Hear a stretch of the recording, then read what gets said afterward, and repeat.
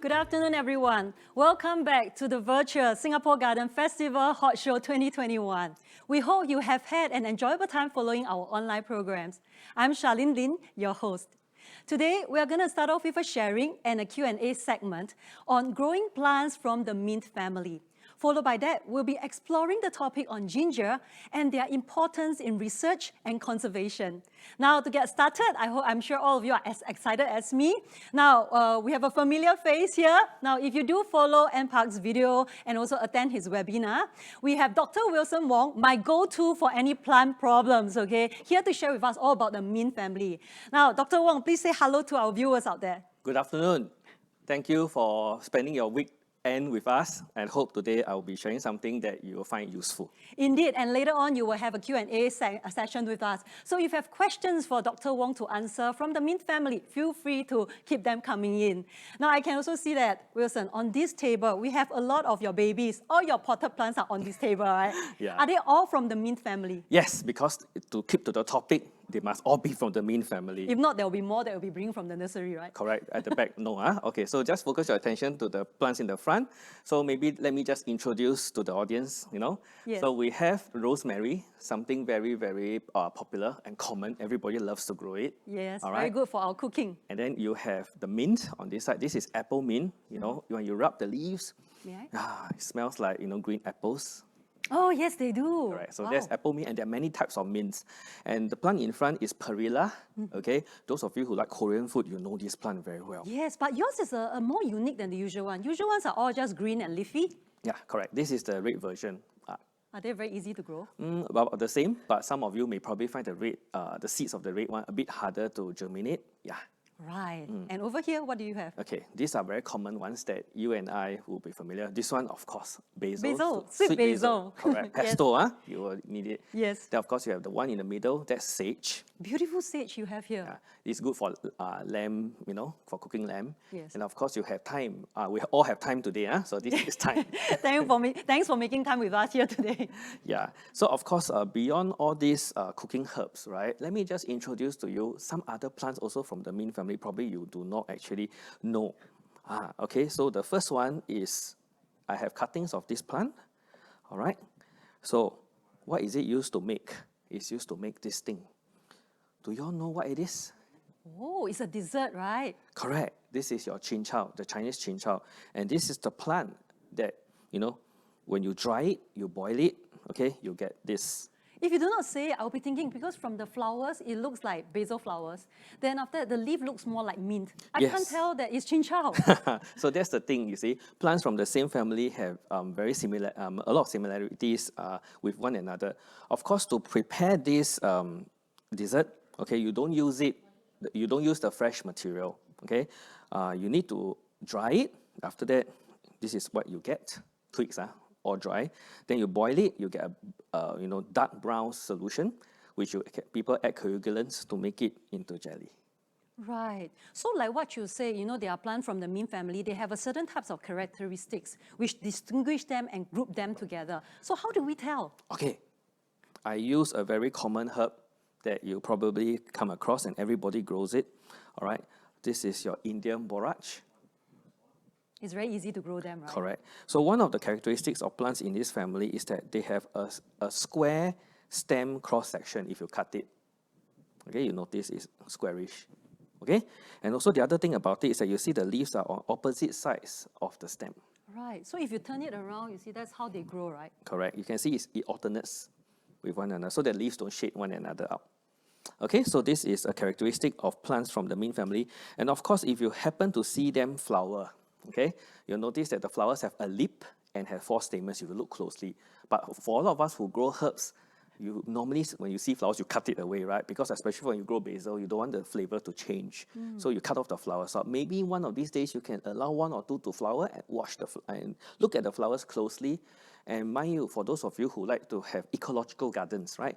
Basil flowers attract bees to help you pollinate your the flowers of other fruited vegetables. So do keep some of your plants flowering. Oh, that's a good point, a good tip to keep there. Now, what are some of the commonly known herbs? Okay, so we have all this, right? But Yes. also one more thing I want to share with you. Like, the chin chow has no smell. It's not like your normal herbs here that have, a beautiful scent. Okay, another thing that I want to show you here is that, this is chia seeds. Okay, so chia seeds is a superfood, right? And of course, there's another thing that I want to show to everyone. Let me shake it a little bit. Okay, what you see this one? Yeah, what is it? When you soak chia seed in water. Very similar, but this is actually what we call tadpole eggs. Not from the pond, okay? But these are actually basil seeds, okay? So you can see that plants from this family are actually very useful. Besides for cooking, I also take this opportunity to show you that there are also other edible plants from the same family, which mint family is the common name that we call it. In botany, we call it Lamiaceae. Yep.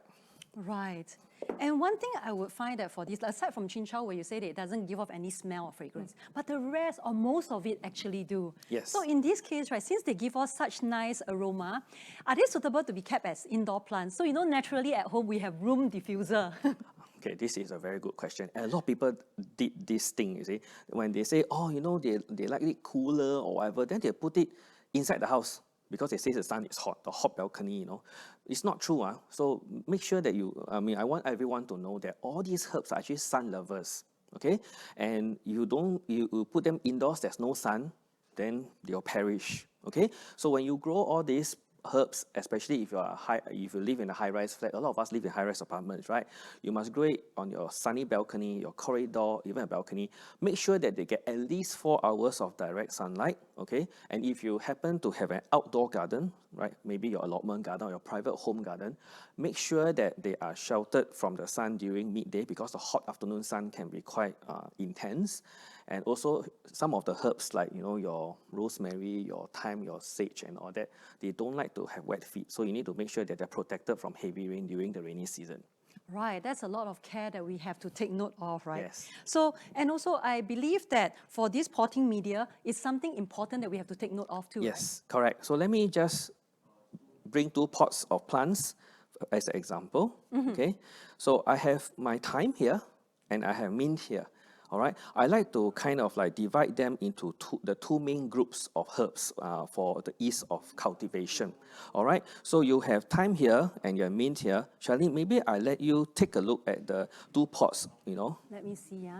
If I look at the potting media, right, from thyme, I can see that there's a lot of greedy component in them. A lot more, right? Yeah, a lot more as compared to the mint. You see, if I look at the mint, I think there's more, like it's quite a fair mix of it with some perlites and some soil in it. Correct. So basically, if you notice this, right, for the mint itself, it has less gritty material and you can see a lot more black color organic material. So that holds a lot more water, okay? And your mint, basil, and perilla, okay, they belong to this group. They like to their roots to be constantly moist, not soggy or wet, okay, moist. Okay, when you touch it, it feels like a moist sponge. Okay, and in contrast, when you have thyme with all that greater material inside it, you know that when you add all that thing in, all those materials in, it will make the media very, very well draining. Correct or not? Yes, right. Then it will dry faster. So basically, for thyme, you need to water it thoroughly. Your thyme basil, your thyme, sage and lavenders and rosemary and all that, all the Mediterraneans, you need to water it thoroughly, okay, and then let it dry out slightly before you water again, okay. Whereas for your mint and basil, you need to keep them moist at all times. Putting them under the sunlight, like you mentioned, 4 to 6 of full sun to help to dry it up too, right? Especially Correct. for the rosemary and thyme and all. Okay, this is something that I must emphasize, all right? A lot of you probably, like just like I mentioned, may not be doing the right thing. Make sure you grow them under direct sunlight because all these herbs, right?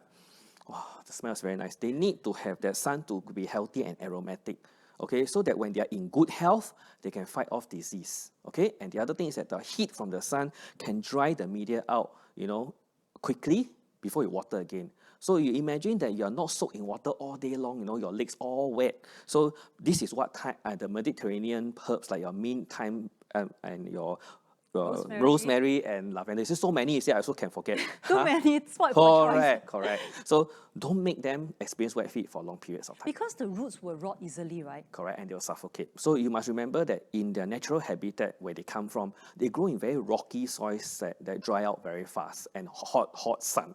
Okay, so you must mimic the conditions that they used to grow in at home so that you can have higher success rate. Right, so to achieve that higher success rate, sounds like the potting media is very, very important. And you are going to show us how we can make our own today, right? Yes, correct. So give me a minute. I will fetch my soil mixing tray, okay, so I can demonstrate. So one of the basic base media, okay, I'm using very commonly available materials, okay, that you need would be, all right, burnt earth. It looks like clay to me. Yeah, so the burnt earth that you get, you must get this kind, the type that is a bit chunky, not fine powder, all right? Next, you can get compost or peat moss. Okay, remember that this holds water, all right? And it helps to keep the clay particles apart, all right? Then the next basic mix ingredient that I have is both of these, all right? You can have pumice or leca, all right? The particle size is important. Don't get those that are too big, okay? Because it will not help with drainage, all right? So now, the very basic mix that I want to share with you is that you can you mix equal parts of these ingredients, all right? Which is burnt earth. So 1 part of burnt earth. Yeah, cooking soil also. By Dr. Wilson Wong. Then you have your peat moss or compost. And Next, one more will be your pumice, okay? So we can choose either or, leca Correct. or pumice. Yes, correct. Okay. So bear with me for the noise, it's going to be a bit noisy. Let me just mix it up evenly. So a good mix is very important, right? Thoroughly mix and blend them. Correct. Except that I don't use oil and fire now. This is the very fun part about making your own compost. It's Okay. like playing, Okay. masak. Yes, correct. So let's take a look, everyone. Charlene, you want to take a look? You can see it's very gritty. Yes, it is. And it has a lot of all the organic material, right? Exactly. Correct. A very So- good mix. Yes, so therefore This is your base. base mix is aerated, but it also holds moisture. Okay, so it's very good for your mint, your basil, and your perilla. Those herbs that like to have A bit more water. a bit more water. That holds a bit more water for them. All right. But then what about the thyme and your rosemary? Okay. So what I will do is that according to your growing conditions at home, okay, for those of you who may not have so much sun, you probably want to add in more gritty material to make it very well drained. All right. So that it dries out faster. For those of you who probably have a hot balcony, with a lot of sun, like a rooftop garden, probably you use less of the gritty material. Okay, so now what I'm going to do is that I'm going to add one more part of leca. All right. And that will be suitable for the rosemary and thyme or the Mediterranean. Correct. And then you can adjust this gritty material in to kind of like open up the mix further. So let me just mix this up. Okay, every one of you look at the screen. There's a table there. We basically wanted to kind of like make it easy for you to remember. Take a snapshot of the picture just in case if you missed what I said just now. Yes, this one is a very good summary, right? So that you can refer to that and prepare your potting. Right. Snapshot using your phone, or you take your camera and take the screen, all right? Yeah. Okay, so now, what I'm going to do is that I'm going to fill this pot with this media, all right, that I made. Yes. Okay, I'm going to do something here. I'm going to pour water. So this is a water test. You can see the water just drained out, finished already. Oh. So, okay, now, Charlene, just fill it for me. How does it feel? You see, I have it in my hand.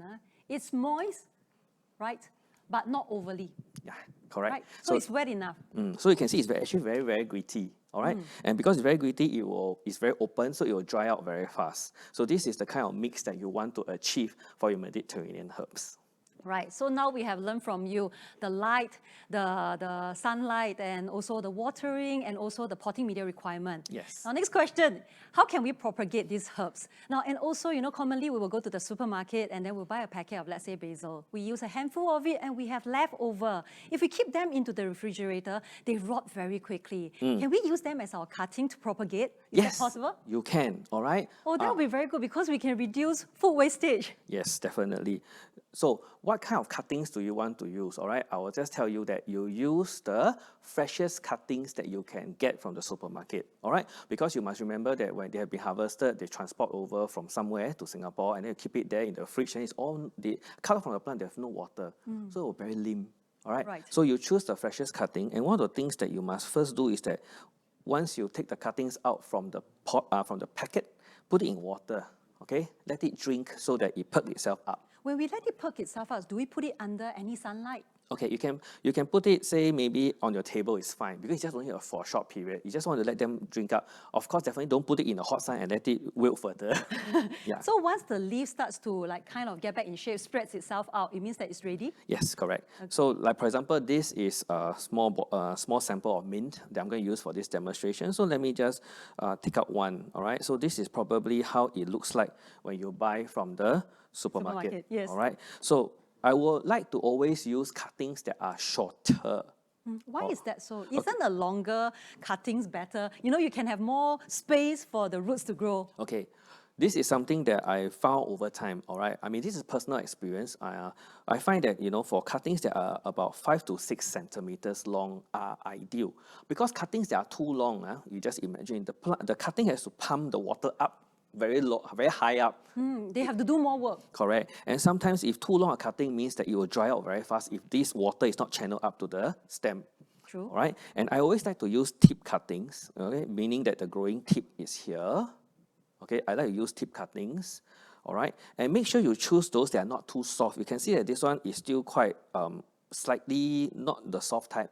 Semi-hardwood cuttings. The stem is still quite hard. Correct. Right. All right. Those that are too soft, they tend to dry out very quickly and they don't make good cuttings. All right. So let me teach you how to prepare this cutting. All right. So I say 5 to 6 cm. So I will say maybe I'll take this 4-note cutting. 1, 2, 3, 4, 5 to 6 cm around there. This is where the leaves grows out from. Correct. This is a note. Okay. So I will cut here, just slightly below the note.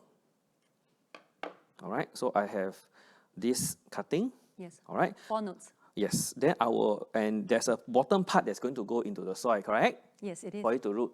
Yes. All right. So I'm going to take away 2 leaves from 2 nodes. So I pinch it off. You can use scissors to cut. What happens if we leave the leaves? Yes, okay. So you see, I left it clean like that. Okay, it's necessary to do this. The question that Charlene asked is very valid because some people say, so troublesome, remove leaves and all that. The reason behind the removal of leaves is that once you start burying it, the leaves don't see the sun, correct? Right. Then they will cease to function and then they'll start to die, they'll turn yellow and start to rot. And when they start to rot, it may make the cutting fail. It may rot the cutting as a result. Right, so the roots will never form. Correct. Then before the roots could form, the thing already rotted. Then the thing just falls apart. All right. So this is a typical cutting that I prepared. All right. So the next thing that I'm going to do, I'm going to put this away. I'm going to teach you how to make your own propagator. All right. So and you are using recycled material. Correct. You know, we always go and drink bubble tea and whatsoever, right? And then sometimes sampling cups or that. So for my purpose here, I'm going to share with you this little idea. Choose 2 cups. Can be same size or whatever, but just make sure that they can fit over one another like that. Can you see? Yes. So the bottom pot or cup will be my pot that will hold the media and the cutting. The top part is so-called like my greenhouse. All right? Okay, so the next question people ask, how to make hosa? Right? I'll teach you how to do so. So don't need to use soldering iron. No need to go and use a drill or whatever. Very easy one. You need a pair of scissors. Okay, I always tell people to do this. You see the edge here? All right, you just cut. So just snip it off. Yes, you can see a small hole is done. Don't cut too big because sometimes a lot of you will have this issue where when the hole is too big, the media all drop out. Yes. And now you have to put a net and all. Correct. It complicates things. So I cut another one. You can see 2 holes is enough. Can you see? Right? Yeah. So I'll do the same for the greenhouse one. Why do we need to do the same for the greenhouse portion? Okay, so number 1, because when you close this, it's going to have evaporation, the humidity is going to build up. So it gets too moist inside, your cuttings may start to have mold and rot again. So you need to let excess humidity to come out. And of course, Singapore is it's a tropical country, recently very hot, right? Yes. So if you put it in the window, near the window, right, what's going to happen is it's going to trap heat, then you're going to cook your cuttings. Oh, so a bit of like ventilation is created for it. All right. Correct. So therefore, now I'm going to demonstrate what to do next, all right? So you'll be asking me, you say pot right at the bottom. So Wilson Wong, what are you going to put inside? Yes, what potting media will you be using? Okay, I'm using vermiculite, all right? So these golden bits that you can buy from the nursery. Okay, so the thing about it is that a lot of you have heard me talking about this topic. I Wilson been talking about basil mint for so long. Yes. So what's new? This is new. Okay, I realized that a lot of gardeners have been using various methods to root their cuttings, put in water lah, put in soil lah, whatever. Okay, Yes, the success rate varies. I have Correct. tried rooting it into water, but I find that you can have roots form, but the moment you transplant it, it doesn't work. Correct. You know, so it wasn't very successful. And sometimes the Mediterranean ones don't even root at all right? True. So I tried different methods, and I found that one day I realized that I had some vermiculite. I just take some rosemary, lavender, and I just put inside. Then I walk away. Then another day I realized, how come you rooted? So the discovery sometimes come with accidents like that. You take it for granted, things happen. All right. Right, So and now you are here to share with everyone. yes, and I find that my success rate is 95% and more. All right. So vermiculite. Okay, I use this to fill it up first. All right. Just bear with me for a minute. Okay. You know I have to use a spoon. If not later, very messy. Okay. You have seen me. In usual case, he just prefers to use his hand, right? Correct. Faster. Yeah, then it gets very messy. So what I'm going to do is that once I fill it, okay, I'm going to put water. Okay, not much water. Let me take from here. Correct. Yeah, let me just take some water. You see? Okay. And you soak up water very quickly. Correct. And then you can see it's still very open. Please don't go and press it down. Just let it be so that there's air spaces. So you can see that now it's moistened. All right. So I'm going to put this away. Okay. The next thing is that I have my cutting ready, right? And then I have this already done. So the next thing I know everybody will do is to go and take this cutting and poke inside. Correct? Yes, because just now you mentioned it's quite hard, right? The stem, so Yeah. it's ready to do that. Can I do that? No. Okay. I always tell people, don't do that, because sometimes the cutting, depending on how you poke it into the media, it may bend it or that it may break it. All right. So don't be lazy. I use a disposable chopstick here. All right, which can make a hole. All right. That's the fun part about gardening. We can always use and upcycle and recycle a lot of available materials. Correct. So you see, it's moistened already. When I poke the hole, the media doesn't fall back. You need to moisten it. If it's dry, you poke inside, the media will keep going back. Then it's very hard to put your cutting in. All right. Yes, you have created the space to put it in. Right. So now I'll put it in. I'll bury the two nodes in. Then I slightly firm down. All right. Then next, I'll cover this. Okay. So where do you put this? All right. If you have grow lights at home, you can put it under grow lights. All right. Otherwise, if you don't use grow lights, use natural sunlight, you can put it in a place whereby there is no direct sunlight, filtered sunshine or reflected light. Okay. Cool, but must have light. Okay, at all times, because the plant has to make food, right, to produce roots. Okay. Right. And the next thing is that you keep this vermiculite moist at all times. Okay, please don't go and don't be lazy and sit it in a tray of water. Some people like to do that. They say, then I don't need water for a few days, lor. But what's going to happen? I think the roots will rot. It will not form, you're right. Correct. What is going to happen is that when it's water there, the media is always saturated. So what's going to happen is that it will become very, very wet. The roots, even if they are formed, they'll suffocate, they die. Then later you'll tell me, Wilson, why my cutting fail, huh? That explains, right? Yes. Now, the question is, so you have shared with us, so diffuse sunlight, Yes. no indirect sunlight. Yes. But how do I tell whether the roots has grown? You know, if we do it in the water, you can literally see roots forming. But without this, it's hard to tell, and we can't always be prying it. Okay. And some of you will be wondering, Wilson, why you use a clear cup, right? I like to use plastic cups, and I like to use normal opaque plastic pots, and so that because roots don't like sunlight, right? Whatever. Okay, let me tell you the reason why. I have a basil that has rooted using this method. Can you see all the roots inside the pot? Yes, it's very clear. It's coming out actually. Yeah. So this one is a very advanced cutting, ready for Transplanting, right? repotting it already. So you can see I purposely chose this because I can see the roots, ma. Yeah. All right. So when it has already produced roots, it's a clear indication that it's ready for transplant. So this is exactly why I like to use a clear cup for the bottom. All right. And also for this itself is that, when it is clear, you can see whether the media is dry or not and all that. So one of the first signs of rooting of the cutting is that you see sometimes the cutting has started to grow a bit. Yeah. Yes. So when it started to grow a little bit, when it started to root, don't just go and transplant straight away, because roots haven't really produce a lot of roots. Then it's going to kill the cutting if you do that. So what I'm going to do is that you have to acclimatize it to the outside environment. Now inside there, cozy, nice and humid, everything is good. So you need to let it get used to the outside environment. So how do you do it? I'll slowly open it like that. So it's like a form of conditioning, getting it ready for the actual home. Correct. So I'll slowly open, and then until you can do this over a period of a duration of every 2-3 days. Open a bit bigger, and finally one day you say, okay, I'm going to take this away, and let the cutting. You watch the cutting. Does it wilt or not? If it doesn't wilt, means okay, it has adapted to the outside environment. Let it continue to grow. Okay, like my basil, grow until when you see the roots circle a bit or is starting to come out, that tells you that the roots has held on to the media, all right? And that's the time for transplanting. And the thing about it is that when you are transplanting, please don't do what some people do, is that they'll take the cutting out, shake all the media, and then go and put it into the new pot of media. I think some people have the idea, they think that, oh, this potting media, right, doesn't have any more nutrients. So since we want to move it to the new home, give it all the best condition. Correct, okay, and whatever other reasons that people tell me. So I'll tell you, please don't shake the media out because it's going to damage the roots and it's going to cause it to undergo transplant shock. The next thing you'll tell me, Wilson, my cutting died. Then, what am I going to do to it? So it's a mistake that I don't want you to repeat. And that's after weeks of effort, right? Correct. Just take the plant out and put it in with the root ball intact, okay? And then the next question a lot of people will ask me, I tell you how to do it, the kind of light conditions, how to see it starting to root. And the million-dollar question is how long does it take to root, okay? The fast rooting cuttings, your mint, your basil, probably will start to root within a week, and then they're ready for transplant, say maybe in 2-3 weeks when you see the roots. They form very aggressive root systems. Whereas what about rosemary and thyme? Yeah, they take longer, all right? They take longer, and they will probably need, say, maybe up to a month to 4 weeks to 6 weeks before they start to produce enough roots.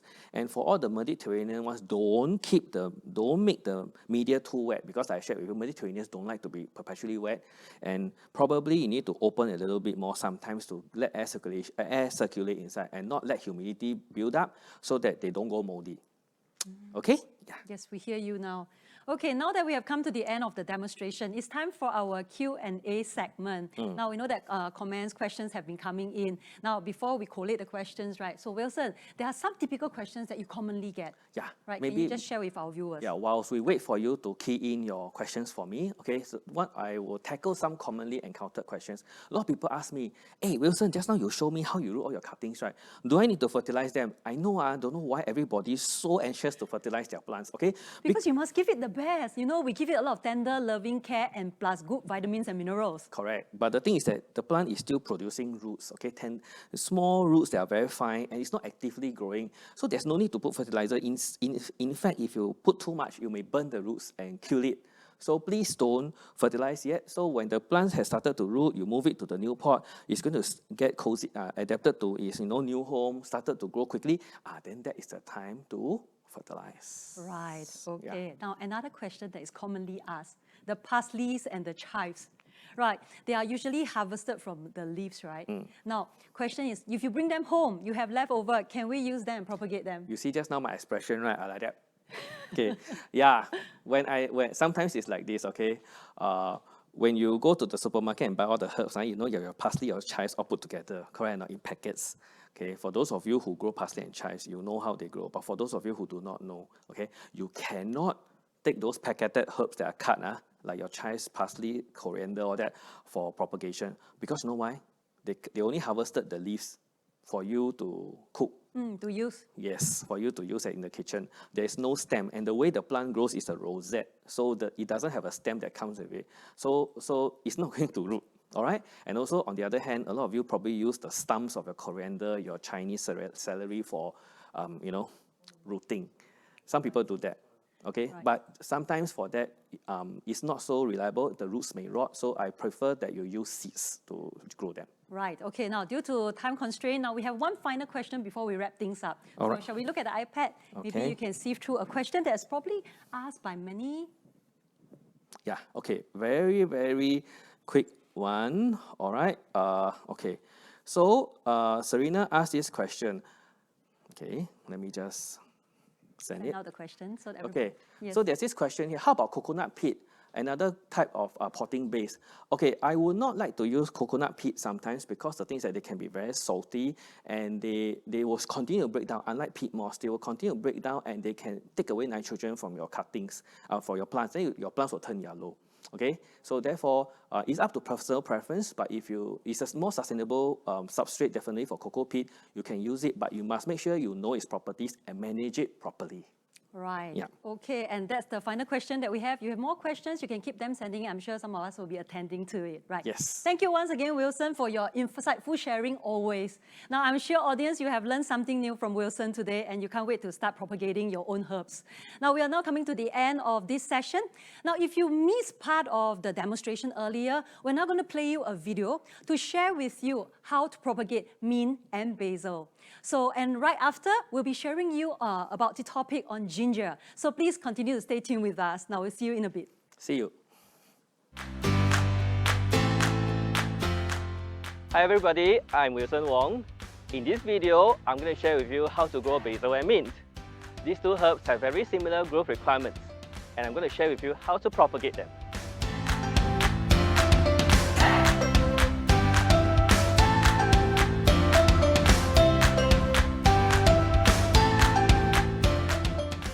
Now I'm going to share with you how to prune your basil and mint plants so that they look good and bushy. This is a typical flowering basil stem. This is the flowering stem, the inflorescence. Most people will cut it here, but this is not the area that we want to cut. Because if you cut it here, you realize that the branch that comes out from it here is actually still flowering. You can cut it 1 to 2 notes lower over here.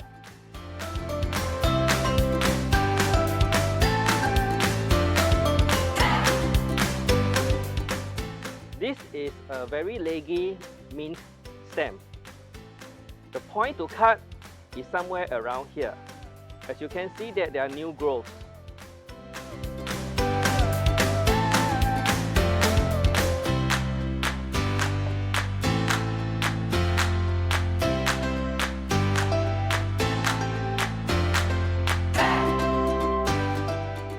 This is a spearmint which we have pruned. You notice that I have left new shoots growing. Do not prune this off. After a few weeks,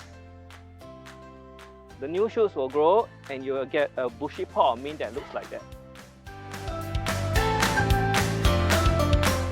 Now let me share with you how to propagate mint and basil.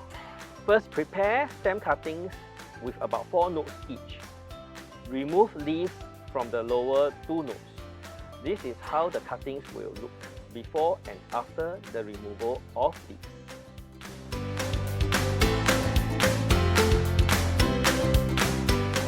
In about 2 weeks, your mint and basil cuttings should produce some roots. You can then pot them up.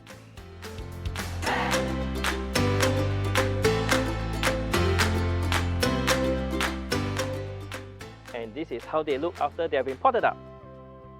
Basil and mint require filtered sunlight for at least 4 hours daily to grow well. Water them thoroughly and keep the plant moist at all times. I hope these tips that I shared with you are useful. Thank you for watching this video.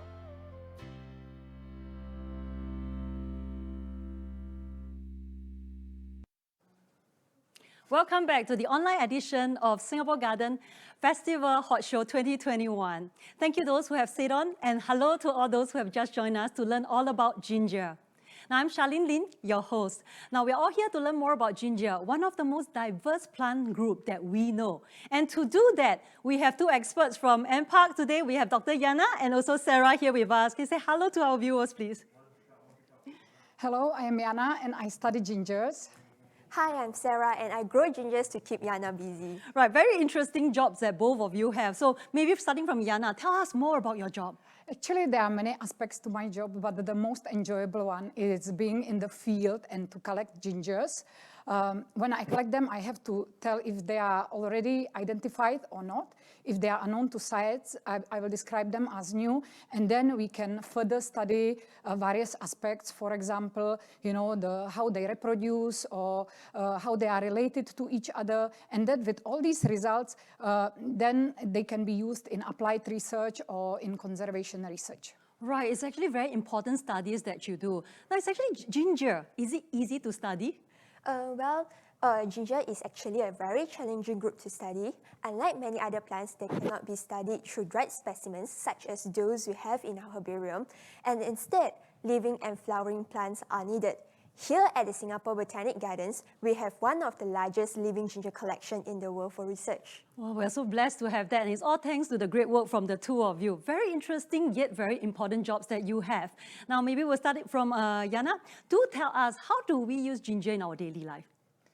Okay, I think I will introduce you something what you all know, because whenever you go to the market, you will see it all over. This is the common ginger, locally known as halia. Like teh halia. Yes, exactly.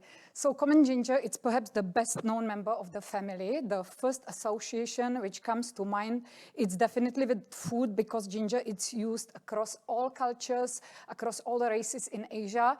And, ginger, it's used for many other things, not only cooking, but for example, in various drinks. So I think many people are familiar, for example, with the ginger beer or ginger tea. Then the dried ginger in the powder form, it's used in baking. So for example, if you do during the Christmas time some gingerbread or ginger cookies, I'm sure everyone is quite familiar with the ginger sweets. So they are perfect to pick you up after your afternoon slumber, after the lunch. They will ease your digestion and they will give you a little bit of the sugar kick. Yes, it reduces your bloatedness, and at the same time, if you feel nauseous, it's good to have some ginger to ease you. Definitely. But gingers are actually present also in many other things in your daily life, which you may not realize, like shampoos, like soaps, or for example, also massage oils. Right. Now, a lot of people will ask this question, is it a root?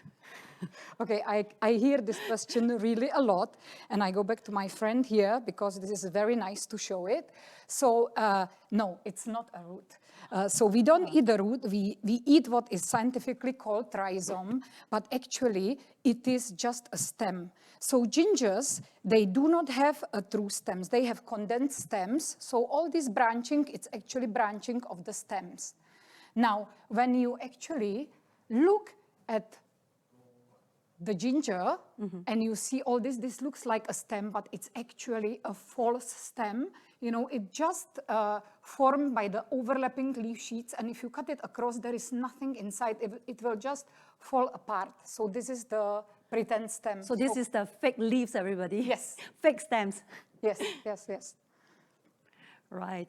And also, right, you mentioned, like ginger, you eat, breathe, sleep ginger every day, right? Yes, I do. I know you're also going to share with us today about how we can use ginger, that many different types of gingers that we use for our cooking, right? Because life without ginger will be? Very sad. Right, so tell us what you have brought along today. Yes, so actually if you go to any wet markets or supermarkets, you will see in the vegetable section many more gingers. It's just that people do not realize these all plants are gingers. So I will show you some of the common ones you can see. I will start with turmeric. Turmeric, when you break it, yes, it is bright orange inside. When you smell it, it has like a carrot-like smell. Right. Yeah, and turmeric, when it's processed and when it's dried, it looks like this. But when it's ground into the powder, it's the main component of curry powder. So, especially here in this part of the world, like cooking without curry powder, it's almost impossible. Yes, indeed. And also turmeric has is regarded as a superfood, right? A lot of good properties that it has. Yes, a lot of medicinal properties. There is curcumin, which is being explored as an anti-cancer drug. So, yeah, this is something very good to eat, that's for sure. The next one you may find in the supermarket is galangal. So here, Beautifully pink, right? yeah, it's beautifully pink on the outside. It's slightly yellow on the inside. Curiously, it is actually sold under the name blue ginger, even though there is nothing really blue about it. And you need this whenever you want to cook your rendang or even some Thai dishes like tom yum soup. Okay. Then the next root I have, it's very cute. It is called a finger root or Chinese keys. Chinese keys, because of the shape, it does look like keys, right? Yes, it does look like keys. So Chinese keys, it's also used mainly in Thai cooking. So if you like tom kha kai, you need to go and hunt for these gingers. So all these rhizomes can be actually grown. But it's not only rhizomes what we eat from gingers. So I have brought along also this beautiful young flower bud of torch ginger. So this is mainly used in Peranakan cooking. In rojak. In rojak, A must-have. Yes, so the Chinese rojak must have, but actually this goes into many more Peranakan dishes. And it's really very nice and flavorful with kind of gingery, lemony, very specific taste. You just shave it very thinly and you can use it, you know, for garnishing your food. Yes, it gives that magical touch to the dish itself. It does. It's really very nice. And the last thing I'm going to show you is cardamom. So people do not realize that cardamom is also ginger, and it is a seed pods what we eat. So cardamom, it's one of the most expensive spices in the world. It's because it's grown in the high altitudes of the tropics. It's very labor intensive to actually harvest it and dry it, but it is very good. Your biryani rice wouldn't be biryani rice without some cardamom. And you know, it is also used as natural breath refreshener. You can just chew a couple of them, you know, and you just immediately have a very nice smelling breath. Indeed, right. Thank you, Jana. Thanks for sharing with us. Now we know how to use them wisely in our cooking. I know that you have something brewing for us, right, Jana? I do. So you're going to take a short break, and when you join us, we are going to see the brew. Okay, I will Okay, see you thank later. you. Thank you, Jana. And Sarah, now over to you. Now, what are you going to tell us about, for a start? Okay, so today I have bring over some of the ginger flowers here. Ginger flowers is Yes. uncommon to see them, right? Yeah, kind of. Yeah, because some of them are actually seasonal. So for now, we have here two different ginger flowers. First, this is the Monocostus uniflorus. It is the smallest spiral ginger with large lemon yellow flowers. Wow, Yeah. it's beautiful. Yes, and this plant, they also call it as lemon ginger. Right. Yeah, and here we have the Okidanta Maxillaroides. They have flowers that is very orchid-like, and it actually resembles Orchid maxillaria. It's very hidden, it's just at the Yes. bottom. Yes, and most of the time people will overlook it because most of the horticulture trade, they actually sell this plant as for their foliage purpose. So these are just mainly for ornamental purposes. They are not for consumption. Yes. Oh, right, I see. So are there any gingers that are native in Singapore? Yes, gingers, Singapore has actually 23 native gingers. Most of these species are actually critically endangered with less than 50 individuals left in the wild. Some species we know of only have like less than 5 plants, and in 2 cases only a single plant left. So to ensure that these species will continue to survive in Singapore, we have to lend them a helping hand through conservation initiatives such as MParks Species Recovery Program. Oh, that's very important there to keep them, going on, and please work harder. Okay, now by saying that for us like plant enthusiasts, if we want to help, to propagate them, can we do it? Yes, let me show you. Okay, you have brought along some of the cuttings. Are they cuttings? So it's like these are cuttings from Chilocostus globosus, and these are seeds from Alpina aquatica, also known as the aquatic gingers. So both of them, actually, you can propagate them quite easily and in large amount. However, for some of the species, we also, such as Singapore ginger, Zingiber singapurense, they do not succeed easily. So that's where later that you will see that we need extra effort and a little bit of lab magic. So when you say a little bit of lab magic, now we're going to show you a video to go behind the scene to see some of the conservation work. Take a look. Hello, I'm Sarah. I take care of more than 6,000 pots of gingers housed in the research nursery located inside Singapore Botanic Gardens. Some of the gingers here are part of the species recovery program to conserve, propagate, and reintroduce them back to their natural environment. My colleagues and I often go on field trips to collect seeds or cuttings from rare plants, found mostly in the Central Catchment Nature Reserve. We will then bring them back to our lab to propagate them through tissue culture. It takes about 2 years to mass-produce plantlets for planting in the nursery. After we plant these plantlets in pots, they will remain in the nursery to grow and get acclimatized to the outdoor environment. We are now here in our nursery. You will see that our newly planted plantlets are placed in a shady area. They will gradually be reintroduced to a brighter spot after a few weeks. After a year or more in the nursery, we'll pass the established plants to our colleagues in the living collection team, who will plant them at different parts of Singapore Botanic Gardens. This is the Singapore ginger. It was described as new to science only in 2014. This species is endemic to Singapore and doesn't grow anywhere else in the world. We hope that after we propagate more of this small pretty ginger, it will eventually become a popular plant for horticulture. Other critically endangered gingers which are under species recovery program are, for example, Lingera mangai,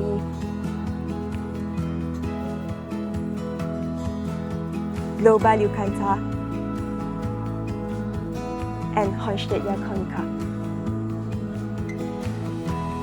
Most of the Singapore Botanic Gardens collections of native ginger species are planted at ginger garden or other parts of the gardens.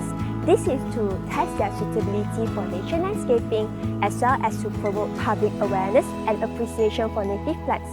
Next time, when you are here at Ginger Garden, be sure to look out for our native gingers. See you all again next time. Bye!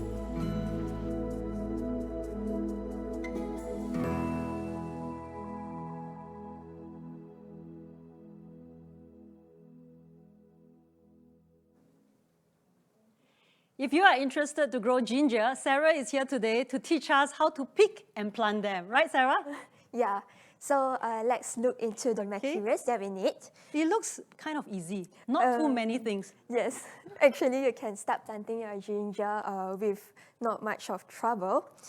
So first, actually the most important is to look for very fresh and plump rhizomes with growth buds. So these are the growth buds. These are the growth buds. Yes. So the piece of rhizomes that you need, you should have like like 2 or 3 to 4 numbers of growth buds. So you can see here, you also have like lots of them. Yes, like this one. This one has plenty. Well, Yes. can I say this is a very healthy rhizome? Yes, this is a very Because healthy you can see rhizome. there are so many buds around. And Yes. with this rhizome, can I say that I can actually break it and then to snap it and have more than Yes. one pot to regrow? Yes, actually, yes. Yeah, so it's like we just have to snap it. Yeah. Oh, just like that. Yes. So it's like, actually it's like, when you snap your rhizomes, it's best to snap them naturally so that the rhizomes later can seal nicely when you plant them. Oh, so don't try to cut it nicely and it doesn't work. So Yeah. the raw and organic way works the best. Yes, actually, yes. Okay, so with that, then what's next? So next is the planting media. So what you need is a well-drained planting media which is rich in organic matter. I can see that there are some greedy component inside. If I were to dig and show you. Yes. You can see that there are some, but most of it seems like, a lot of compost in there. Yes. Why is that so? So with the organic matter, actually it will help to improve the soil structures and also help to give also supply like natural nutrient for the plant to grow later. So they like to be well fed. Yes, they like to be well fed. So by Okay. having organic matters inside, then later you might not need to fertilize them so often. Yeah. Okay, right. Yeah. And then what's next then? Next is your selection of pots. So your pots should actually be always 3 inches larger than the rhizomes. Not too big, not too small. So that means, am I right to say that it's like about 1 finger spacing? If I were to Yes. show the camera, so you have to give space for the rhizome to grow. So Yes. it's approximately 1 index finger spacing. Yes. Ah, this is very important. It's just like buying shoes, you know. You always have that little 1 finger spacing to make sure that it's comfortable, the right size. Same goes for planting ginger. Yes, correct.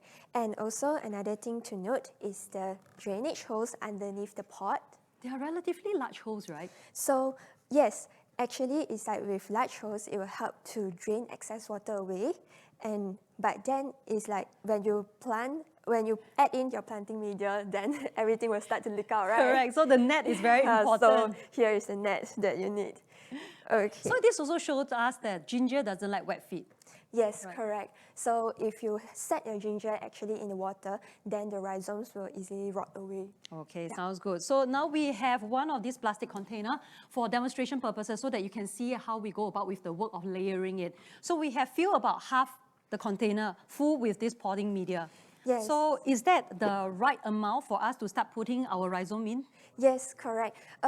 So it's like how you know how many media to put into your pot is by measuring with your fingers again. Yeah.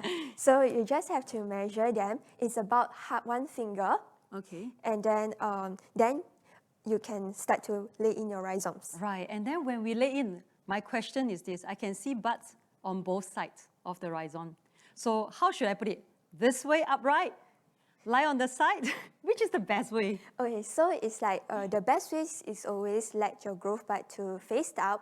However, sometimes it's very difficult to decide how to lay them, right? Yes. Because they are always everywhere. Yes. You have your growth buds facing here and Correct, facing let's here. see, show the camera. Yes. You see, they are growing everywhere. So then how? What is the best Yeah, way? so the best way is just to lay them flat. Okay. Yeah, so when you lay them flat, try to lay your rhizomes. Okay, so like that, flat. Yeah, try to lay your rhizomes always near to the start from the pot lining. Yeah, and so that you have enough space for your rhizome to expand later. Right. Yeah. Okay, and now I'm going to put in the potting media. Yes, so How much of a potting media do I put? Do I have to like really bury it deep down into the pot? no, but you just have to top out, like for example, half of a finger.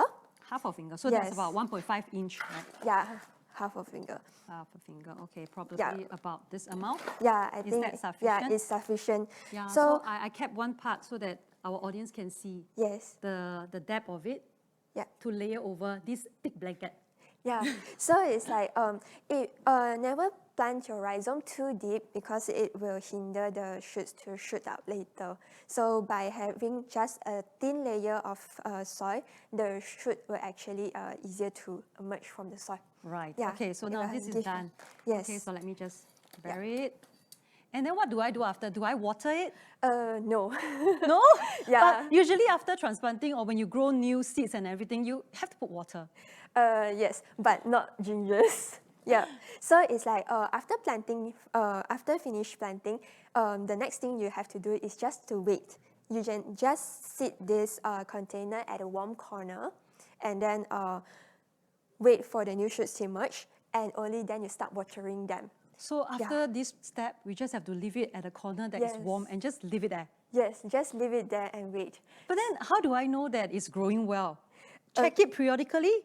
No, so it's like after around 2 weeks, you will start to see new shoots emerge from the soil. So I have here the A sample? example. Okay, show us please. Take this away. Yes. So Okay. yeah, this is a new pot of ginger As you that can I see a shoot planted. here, a tiny one. Is it easy to see? I'm feeling it. Okay, let me just tilt it a bit more. It's right here. Yes. Very tiny one. Yes. We have some bigger ones over there here, Yeah. without leaves forming. Okay, let me see. Can you watch my finger? It's right here. Okay, I tilt it a bit so that you can see there are no leaves formed on the shoot itself. Yes. So Just, here. yeah, so these are all the new shoots. So once you see these new shoots emerge from the soil, then it's time for you to water. To water them. And Yes. how about fertilizing it? Because you have a lot of organic matter in the soil already, so fertilizer To boost them up, you can choose to fertilize them with organic fertilizer maybe once a month. Yeah, or else you can just water them enough and it will That's it. grow. Then Leave it that's there. it. It Yeah. sounds very easy maintenance there. Yes. And that's the reason because from the start we have already put a lot of organic matters inside. Yes, So it's correct. well nourished and can last for a long time. Yes. So it's like, and you have to place your pot at a semi-shade area so that it will get enough sunlight. So you have to let your ginger to get around 5 hours of sunlight a day. Best is the morning sun. Best is the morning sun. And so we just leave it there. And the next question is harvesting. How long does it take to harvest the ginger? You see, I have grown ginger myself. So how did I decide, like when did I decide to harvest? It's because I saw that the leaves were all like turning yellow, falling off. I was thinking, oh, I better dig it out. And when I dig it out, I was in for a surprise. A small rhizome actually grows big. Wow. And then, but it looks like young ginger though.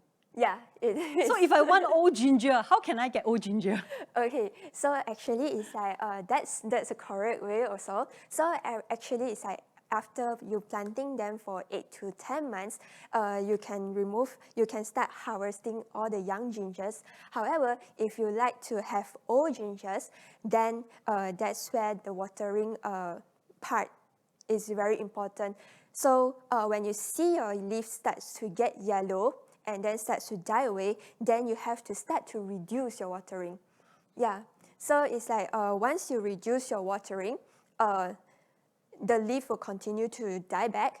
And then after that, once everything is already died, then you have to stop watering entirely. And then after that, you leave your pot aside until the planting media dry out. Yeah. Ah, so that's where you know that you can harvest. Yes. And when you harvest and it, it's all old ginger. It's all old ginger. Ah, that sounds easy. Yeah, because when you stop the watering, the rhizomes will actually develop tough skin. Right, Yeah. and then you see now we have flashed actually a very good summary of how to go about, the growing guide for ginger. So it takes 8 to 10 months. It's almost like a full pregnancy there. Right, the baby is born. Your ginger is. Yes, indeed. Yeah. Wow, thank you so much for sharing with us. Now, viewers out there, you know how to try, and you can try it at home to propagate them as long as your ginger starts to grow buds. Hey, get down to it, okay? Now, thank you, Sarah. I know now Jana is ready to join us back here with her brew. Can we have Jana back with us, please? Hi, Jana. Hello, Okay. I am back. You there? Back with some goodies, right? Yes, dangerous now. Okay, now tell us, what have you brought along with you? So I've brought along things to make a ginger tea, and making a ginger tea is the easiest thing on earth because all you need to do is just to thinly Slice your ginger. some ginger, right? You can help me to already put it into the cups. Yes. You can put, depending how strong you like it, you can put just a few, a little bit more. Yes. And the very basic version is just to pour hot water over it, let me do right? But there is more to it because, for example, when you feel falling sick or little bit under the weather, now with the COVID, so what you can do is you can take a black pepper, preferably crushed, and you can add the black pepper to your tea, so it will be even more spicy, but it will be more medicinal. And this is a natural healing remedy. That's a natural healing remedy. The black pepper, it's especially used in South India. Or you can just go for the very classic version. The traditional one with just lemon. the traditional one with lemon, right? We can just put in a lemon, and we can add some honey, so some honey. To sweeten it. To sweeten it up. I know you have one favorite that you have here, Yes. right? Your cinnamon stick. Yes, this is Jana's favorite. I really love to add a cinnamon stick into my ginger tea, and you can just leave it in brewing, for a little while, and it will release very nice and subtle sweetness. Just by standing here, I can smell it. It smells so good, So thank you, Jana. Thanks for sharing this recipe that we can have some good home remedies if you are feeling a little bit under the weather. Okay, since you are the expert, you eat, sleep, breathe, dream ginger. Can I set you up for a little test? So are you game for it? I am game for it. Okay, go for it, right? Okay, first, I would like you to be blindfolded. Oh dear. Yes, we're taking it very seriously here. Okay, I'm gonna put this away. Okay. Okay, and I'm gonna get our Sarah back here on set with us, and she has brought along the props. Can you see me? No, I can't. Okay. I feel like being on the flight. Right. Don't fall asleep, okay? Okay, here we have gathered some of your darlings, the leaves of some ginger, different types of ginger. And we have actually labeled them, okay, so that our viewers will know what they are, what types of gingers they are. And Sarah now has a handful of them. So, Jana, can I invite you to, yes, touch and feel and choose one. Okay, maybe this. Yes, now this is, we're going to do a smell test. Okay, let's show the camera what this is that we have picked. Okay, that Jana has picked. Okay, now. Okay, now you have to help me. Because you sure I will be a help? Yeah, just in case. Oh Okay. my God, these are Very strong. They're Very very healthy ones. Okay. Are you going to eat it? No, I'm not going to eat it. You just crush it Crush it? and tell me what you smell. Raw leaves. That's not very helpful. There's nothing much to it. It smells a bit sourish to me. No. There is a little bit of like black pepper in the background, a kind of peppery smell. Black pepper? And this is typical of Alpinia galanga. You have got the answer. But how did you do that? I smell it. I can't smell any pepper at all. But you are amazing. Yes, indeed, it's galanga, blue ginger, as you have shared with us. Okay, now the next one. Is this the hardest to identify among the various types? I think that one, it's pretty hard, but once you know how it smells, you can recognize it. To me, it's extremely difficult. Really, it just smells like leaves to me, crushed leaves. Okay, the next one. Okay, we'll try not to say the answer out. And no hints. Okay. No hints, okay? Right, ready? Okay, I hope it's less tough. You sure you still need my help? Yeah. Come on, try again. Oh, wait. I can help with this one, I'm sure. This, strangely, it smells like carrots. But carrot, it's not a ginger. Yeah, carrot. So it's not from the ginger family, right? No. It's not from the ginger group. Yeah. But it is, am I right to describe it? It smells like carrot, and the moment it smells like carrot, you know you are having a turmeric leaf. Yes. So, yeah. Exactly, it is. Wow. Oh, okay, this very distinctive carrot smell. Okay, the next one. Okay. This can be an easy giveaway because it has much smaller leaves. Okay. Right, Jana? Yeah, I suppose. But there is let us show what it is first. Okay. So tempted to say the answer. Okay.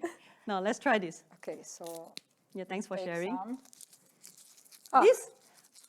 Jana, can I say we don't need to even rub this? Yeah. Just by smelling the leaf itself. This is wonderful. Yes. So what is it? It's very. It's a very honest leaf because it doesn't need you to. You just need to go near it. You can tell because it's true ginger. Very honest. Am I right? Indeed. This smells exactly like the rhizome. So yes, that is the true ginger. Right. Okay. And the last one. Okay. I promise I will not give you any hint. Okay. The last one. Okay. Okay, let me smell it. I shall not say, I shall not describe, but smelling this makes me hungry. Indeed. I smell my favorite Chinese rojak. So the moment you smell Chinese rojak, you know you are having a torch ginger. Yes. Yeah. Excellent. Makes me hungry too. Ginger Guru, please take down your blindfold. Amazing, wonderful. Great work there, Jana. Wow, you see, just by, aside from working with ginger, researching and studying it, right, I can see how dedicated and how much you love ginger. Well, actually, we do smell gingers in the field to recognize them. So yeah, it comes with practice. Yes. But you keep looking at two flowers there. Yes. I have also for you something. And these are ginger flowers. I want to let you know that ginger flowers, some of them also have a smell. They have very different smells. So I brought you some so that you can actually smell them. This one looks like orchid. Okay, yes, indeed, it looks like orchid. And I wonder if it has the same fragrance as orchid. You know, orchids has so many varieties, right? I learned it from last week's session. So I'm really excited to smell this. I'm sorry. Oh my God, this is so... Okay, let me collect myself. Okay, it looks so beautiful, but I have to say, looks can be really, really deceiving. I need to describe to you how it smells because you can't smell it there. You see, I help in I volunteer in a community garden. So we have sacks of chicken manure. You know, when you open the manure, the smell just goes right into your nose, right? I have just experienced that, but much worse. Can you please tell me this beautiful Okidanta flower here, why is it so smelly? It smells like chicken poop, you know? Yes, you are absolutely right, because orchidanthas are pollinated by dung beetles. So, so if you want to invite dung beetles, you just have to smell exactly like a dung. So the chicken manure, it's very close match. Exactly. And you know, for today, right, I've been looking at ginger flower. I have seen you showing us different types. You cut it and then, you know, drinking tea and everything. It's like everything has been so beautiful about ginger, but this has absolutely scared me. Everybody, please remember, if you see this flower, please don't smell it. Please stay far, far away. But to end on the sweet note, yes. I will let you smell one of the most beautifully smelling ginger. Okay. This is even used in perfume industry. Okay. Okay. So when you say that, although I'm a little scared, but I trust you. I trust you totally. Although looks can be deceiving. Oh, this is lovely. It's as lovely as you see it. Okay. It smells like lily to me. Yes, or like very gardenia, nice, or a sweet little bit fragrance. of jasmine fragrance. So this is hedychium, and they are also known as ginger lilies because they smell a little bit like ginger lilies. So what some people do is they actually use this flower and steep it together with their green tea. So instead of your common jasmine green tea, you can actually get a ginger lily green tea. Oh, just by listening to that, you know, that is really nice, but not the Okidanta. Definitely not the Okidanta. Never the Okidanta. No, Okay. never the orchidanta for your tea. Thank you so much. Now, this is a very fun way for us to end our segment here today. Now, once again, thank you to both of you for your great work at conserving and researching on ginger. Now, please say thank you to our audience for watching. Thank you. Bye. Now, we have come to the end of today's session. Now, we still have a lot of exciting and fun online programs throughout our Singapore Garden Festival Hot Show 2021. So please stay tuned and watch them. Now, I'm Charlene Lin signing off here, wishing everyone a beautiful Sunday, and please keep gardening. Goodbye. Bye. Bye.